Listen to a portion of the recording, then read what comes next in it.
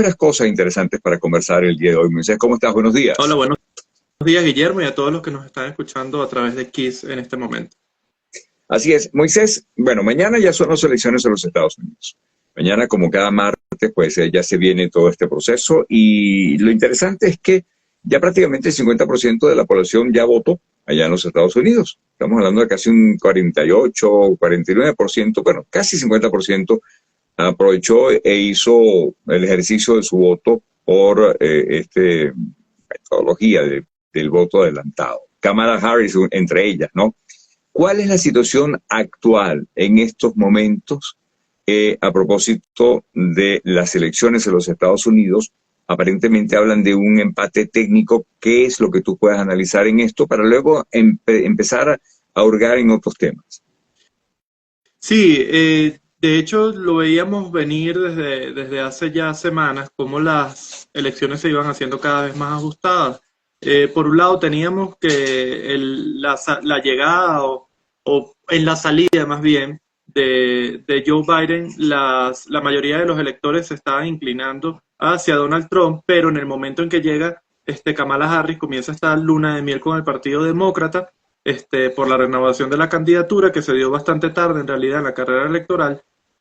Tuvo apenas un par de meses para, digamos, para montarse en la carrera, y eso le permitió tener esa, como decíamos, esa primera luna de miel que le dio mejores resultados a Kamala Harris hace 2 meses, pero ya en estas últimas semanas vimos cómo eso se fue agotando y cada vez la diferencia se fue estrechando en cualquier encuestas que pudiéramos consultar, excepto las encuestas que casualmente el magnate sudafricano Elon Musk publicaba en su cuenta de X, que eran evidentemente, se trata de encuestas muy exageradas porque daban una diferencia de más de 30% a Donald Trump, mientras que todas las demás encuestas decían que la diferencia era incluso de 2 o 3%. Cuestión que hay que entender, entre el 2 y el 3% de diferencia en una encuesta electoral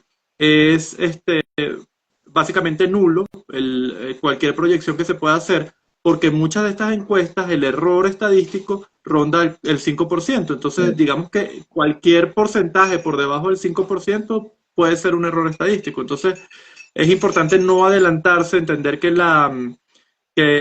hay que esperar los resultados. Yo sé que muchos venezolanos están interesados en saber al final quién va a ser el presidente de los Estados Unidos por los próximos 4 años, pero también hay que entender lo que ha venido ocurriendo en los últimos años, y es que entre el tema de cómo se maneja el circuito electoral, que es descentralizado, que depende de cada estado, incluso a veces dentro de cada condado, que es como la subdivisión del estado.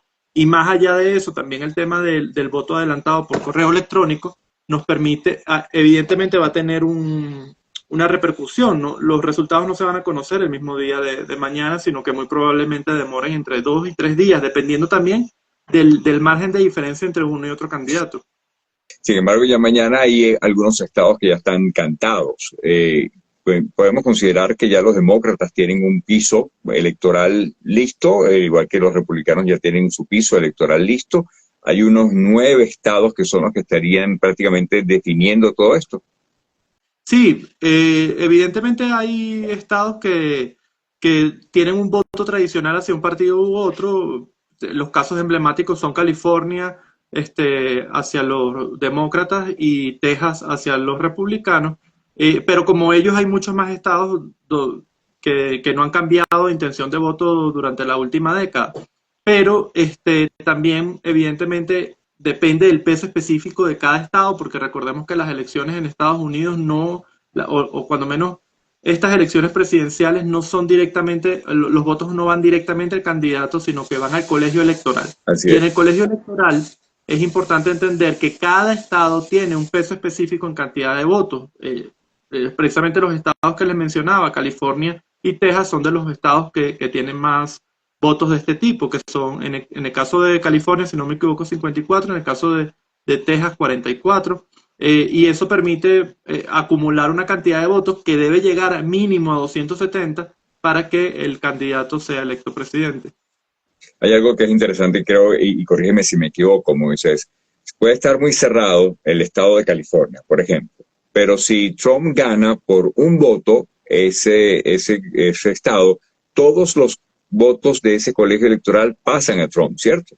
En la mayoría de los estados pasa así, solo en 2 estados no ocurre así, que si mal no recuerdo son Arizona y Maine, donde los votos se dividen en el estado, porque digamos que lo que importa es quién gana en el distrito, en la subdivisión del estado, Okay. pero solo en 2 estados es esa realidad, ¿no? Donde el voto es dividido. En el resto de los estados, quien gana con el 50% más uno de los votos es el que se lleva la totalidad de los votos por el estado. No voto. Sin importar si la diferencia fue extremadamente estrecha. Pero hay otro, por ejemplo, en toda la Unión hay un estado que solicita una segunda vuelta en caso de que los resultados no sean del 50%, cuando menos el 50%, que es el estado de Georgia, al norte de la Florida. Entonces, Conversamos. claro, esto es muy probable que no ocurra en la elección presidencial, pero lo hemos visto como ha ocurrido en elecciones de mitad de mandato, que son las elecciones del Congreso. Así es. Conversamos con Moisés Chocrón, analista internacional. Estamos transmitiendo también a través de su cuenta Instagram, @chocterapia. Si te quieres sumar y hacer preguntas por allá, pues bienvenido. Será un placer también leerte y compartir pues tus inquietudes hoy, como cada lunes, junto a Moisés Chocrón a través del circuito Digital Keys. Bien, ¿qué ofrece Trump de nuevo, diferente a lo que ya hizo como presidente? ¿Qué ofrece Kamala de nuevo, diferente a lo que ha hecho como vicepresidenta en este periodo de Biden? La semana pasada precisamente conversábamos esto en una transmisión que hice, y es que en realidad lo que podemos esperar de nuevo está del lado en este momento de los demócratas, porque digamos que el gobierno de Joe Biden, que a veces se nos escapa, ¿no? Porque ha habido mucha polarización y se ha hablado, no, bueno, pero es que Kamala Harris está en el gobierno, sí, está en el gobierno en la posición de vicepresidente, que en temas de política exterior no es el cargo más relevante. El cargo más relevante es el de secretario de Estado, que ha estado durante todo el gobierno de Joe Biden en manos de Anthony Blinken. Y aunque a Kamala Harris se le ha delegado en algún momento del gobierno, se le ha delegado el manejo de la frontera y la migración, no ha recaído verdaderamente sobre ella esta responsabilidad. Muchas de las políticas que se han adoptado durante este último mandato en los Estados Unidos han sido políticas dirigidas por el propio presidente Joe Biden. Ahora, ¿qué podríamos esperar con respecto a la política exterior de los Estados Unidos en el caso de Donald Trump? Pues básicamente lo mismo que vimos durante el primer mandato, una política agresiva comercialmente hablando con China, cuestión que tiene como repercusión inmediata la imposición de aranceles. Si bien China no está en las mismas condiciones que estaba cuando en el primer mandato de Donald Trump, que era un ascenso económico franco, en este momento básicamente esperaríamos lo mismo. Pero lo peligroso de este tema de los aranceles hacia China es que cuando se le coloca este tipo de carga impositiva a las importaciones que vienen de China, una de las economías más importantes del mundo en este momento, evidentemente aumentan los precios y eso genera una inflación interna dentro de los Estados Unidos. Por otro lado, tenemos pues la política de Donald Trump con respecto a Israel. Tiene una muy buena relación con Benjamín Netanyahu, por lo que probablemente la posición sobre la guerra en este momento no vaya a cambiar. Normalmente lo que esperaríamos es que haya cada vez un flujo mayor de ayuda militar. Esto no solo lo digo por el tema de la relación bilateral Estados Unidos-Israel, sino además del posicionamiento de Estados Unidos en Medio Oriente. Pero por otro lado, hay algo que preocupa mucho, y es que ya Donald Trump lo había dicho hace meses, que él acabará con la guerra entre Rusia y Ucrania antes incluso de llegar a la oficina oval en la Casa Blanca, sí, si llegara a ganar las elecciones. Y esto ha sido leído por muchísimos analistas, incluyéndome a mí, como presiones hacia Ucrania para que se siente a negociar y firme una paz en la que ceda casi el 30% de su territorio, porque básicamente Donald Trump puede dar estas declaraciones diciendo, bueno, yo voy a acabar con esa guerra incluso antes de llegar a la oficina oval, es porque va a retirar el apoyo militar a Ucrania. Esto es lo que se sospecha. Entonces, porque evidentemente Donald Trump durante su primer, o sea, esto no es algo inventado de último momento, sino que Donald Trump ya había asomado la posibilidad de que Estados Unidos se retirara de la OTAN, por ejemplo. Sí, Es decir, su posición con respecto a la OTAN, con respecto a la defensa del espacio europeo y digamos esa alianza que existe en el hemisferio norte, que hace cara a otras potencias en el mundo, es de abandono, es de aislacionismo de los Estados Unidos. Entonces, eso es lo que nos permite ver es que bueno, de hecho, llegó en algún momento Donald Trump a decir que ante la pregunta de los presidentes europeos, si Estados Unidos, digamos, si algún país dentro de la OTAN cayera en impagos con respecto a su cuota para la defensa, si Estados Unidos lo defendería. Y la respuesta de Donald Trump, incluso la reiteró durante esta campaña, fue: yo permitiría que Rusia hiciera lo que quisiera con ese país que no ha pagado, incluso lo incitaría a que lo hiciera. Entonces, evidentemente eso preocupa a todos los países europeos porque se trata de materia de defensa. claro. Entonces, ¿cómo cambia? Porque si hay un presidente norteamericano, e insisto, corrígeme si me equivoco, que ha sido cercano a Putin, ha sido Trump. Y también el mismo Trump ha tenido contactos con Kim Jong-un allá en Corea del Norte. Ahora viene Corea del Norte y empieza a enviar ya pues, soldados en esta guerra de Rusia contra Ucrania.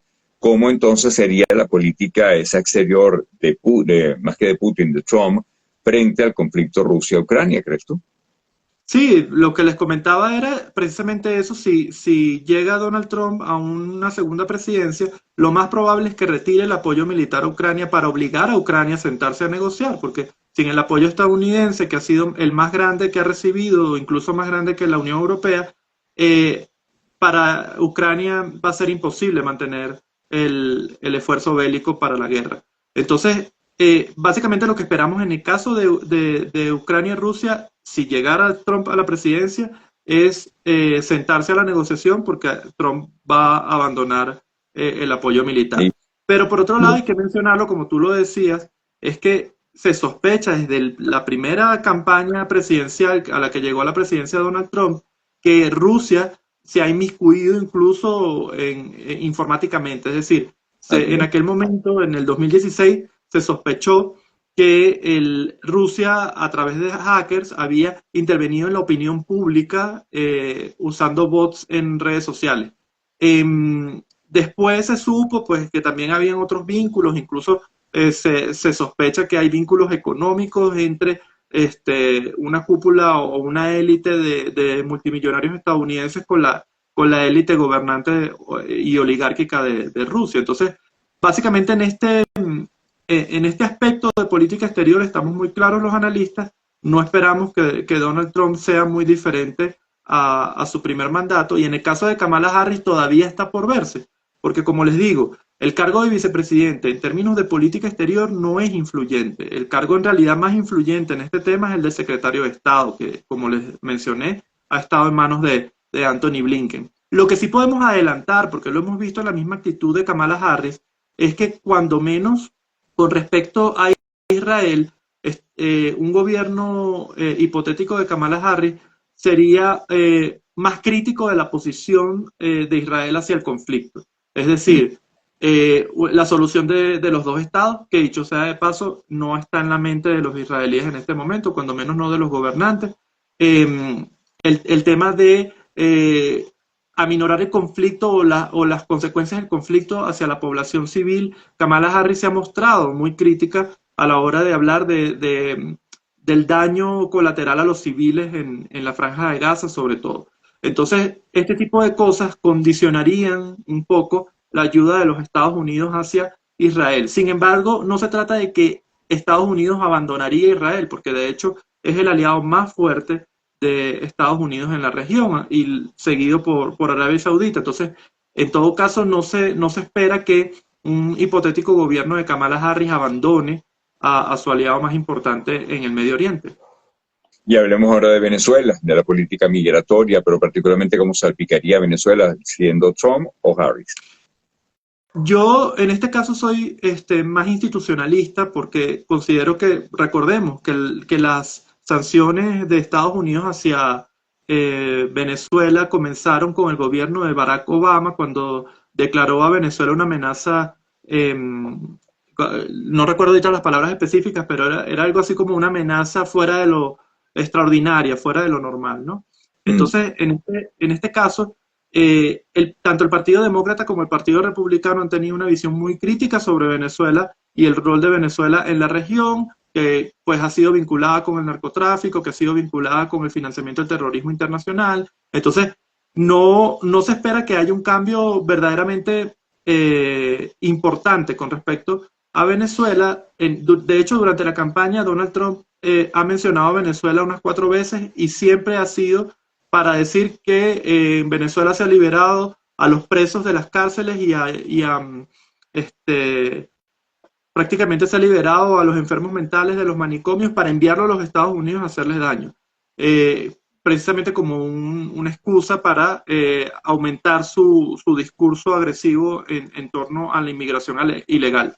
Y en el caso de Kamala Harris, lo que hemos visto es, bueno, sí, efectivamente en Venezuela hay cosas por hacer, pero lo dijo hace una semana, ella no está dada a una intervención militar directa dentro de Venezuela. Entonces, en ninguno de los dos casos vemos indicios de que vaya a haber, digamos, un cambio de posición radical o incluso más agresiva hacia el régimen de Maduro o hacia la posición de Venezuela como Estado latinoamericano en conflicto permanente con los Estados Unidos. ok, a ver, no sé si es el 6 de enero que toma posesión el presidente norteamericano, el nuevo, ya sea bien Kamala Harris o Donald Trump.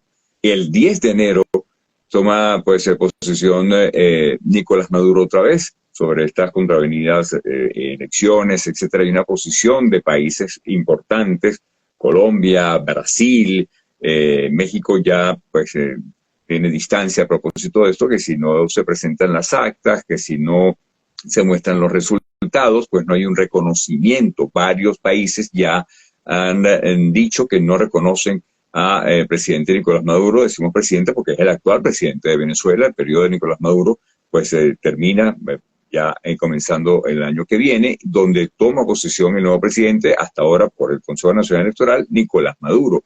Sin embargo, hay países que no reconocen dicho proceso electoral. ¿Qué crees tú que pase el 10 de enero según Estados Unidos? Sin pensar que eres un pitonizo, ni adivino, ni nada por el estilo, pero ¿qué crees tú que puede ocurrir? De hecho, hay dos momentos bastante importantes después de las elecciones en los Estados Unidos, el día de mañana, cuando ya se sepa quién es el vencedor, puede incluso haber un movimiento, porque digamos que la presión electoral de las campañas ya no estaría presente en el escenario político y por lo tanto se le daría un margen de maniobra mayor al presidente en este momento, Joe Biden, que le permitiría incluso tomar decisiones, digamos, ya no sujeto a ningún tipo No tan de, popular. sí, Uh de -huh. escrutinio de la opinión pública. Pero también, evidentemente, la otra fecha verdaderamente importante es la del 10 de enero, porque ya Estados Unidos ha dicho que no va a reconocer los resultados. Colombia, en esta última semana, también habría adelantado que mientras no se muestren las actas, mientras no se muestren pruebas de las elecciones, no se va a reconocer a Nicolás Maduro como presidente después del 10 de enero. Como tú bien lo dices, el periodo electoral termina el 10 de enero. Y por lo tanto, hasta este momento Colombia reconoce a Nicolás Maduro como presidente, pero después del 10 de enero, a menos que no se muestren pruebas de las elecciones, Colombia no reconocería al presidente de Venezuela. En todo caso, esto pues ha habido como una escalada de conflicto a nivel diplomático entre Venezuela y Colombia, porque no ha sido directamente el presidente Petro quien se ha manifestado con respecto a las elecciones, sino que ha sido su canciller, y por tanto ha habido como un dimes y diretes entre Venezuela, sobre todo porque incluso el fiscal general de Venezuela pues también arremete en temas de política exterior, cuestión que no es algo muy común diplomáticamente hablando. Entonces, como les digo, hay dos elementos bien, o cuando menos dos fechas fundamentales.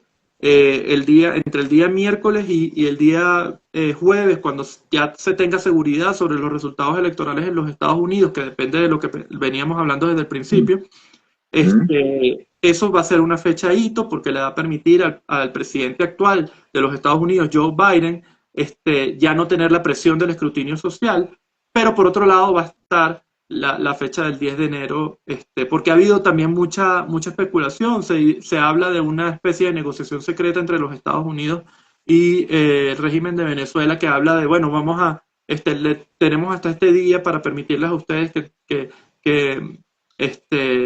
pues demuestren los resultados o que, digamos, un margen de movilidad para Maduro y sus aliados políticos, pero no, en realidad todo esto es parte de los rumores, ¿no?, que hay sobre el caso de Venezuela.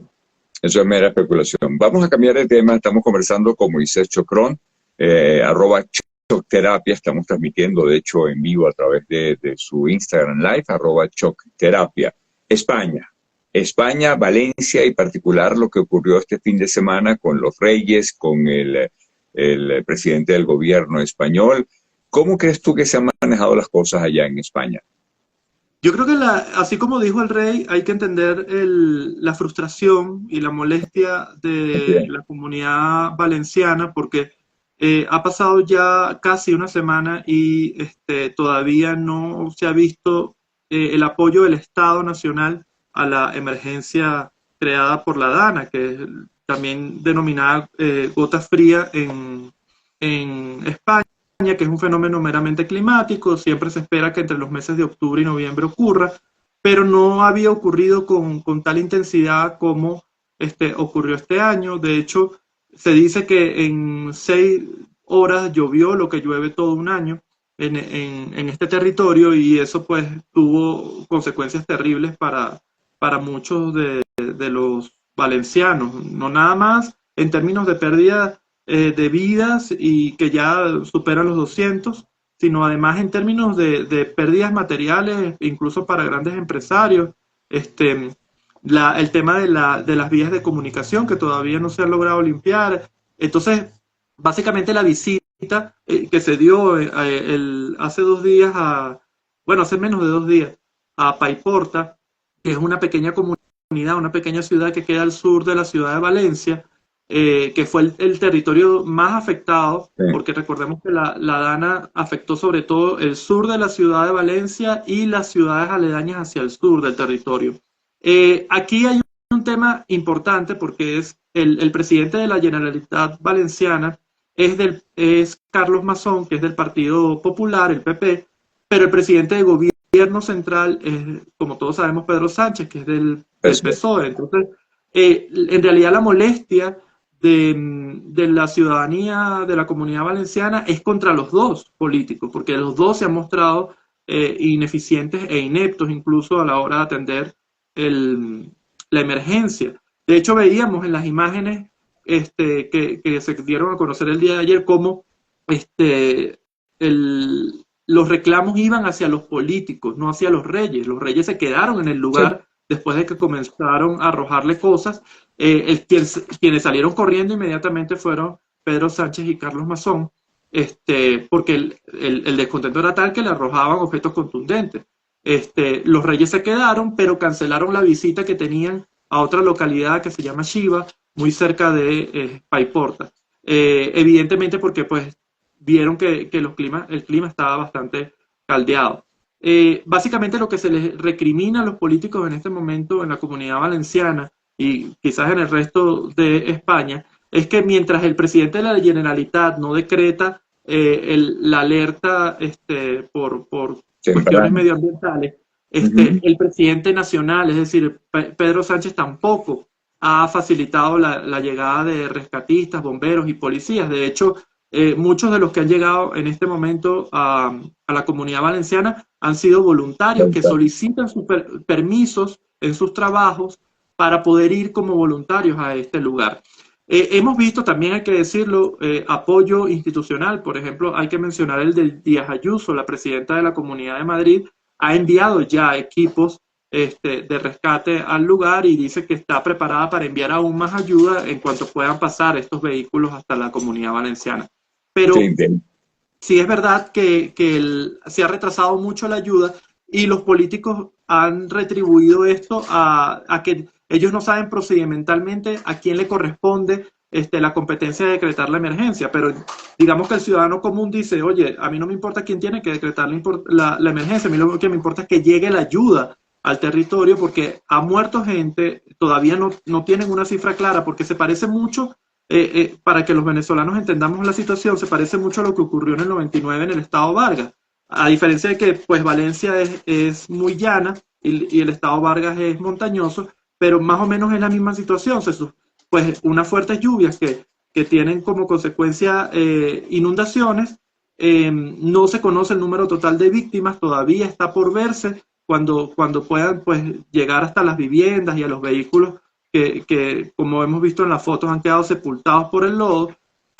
No hay agua, no hay agua, digamos, directa a las casas, por lo tanto, hay un tema de supervivencia importante, sobre todo hacia el sur de Valencia, no hay luz, y la mayoría, digamos que la ayuda que ha recibido la comunidad ha sido de voluntarios, pero estos voluntarios son ciudadanos comunes que no tienen conocimiento en temas de rescatismo, no tienen conocimiento en temas de abordar emergencias medioambientales. Entonces, evidentemente se espera del Estado central que y se espera en España y en todo el mundo se esperaría lo mismo, que abordaran la emergencia y enviaran especialistas para apoyar.